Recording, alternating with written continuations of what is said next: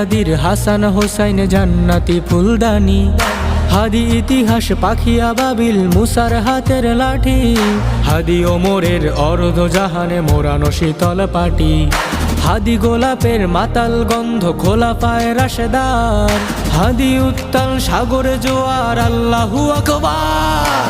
আবু বকরের সিদ্দিকে থেকে আলোর ঝরনায় নে, হাদি জেগেছিল তরুণ আলীর সাহসের সুধা টেনে।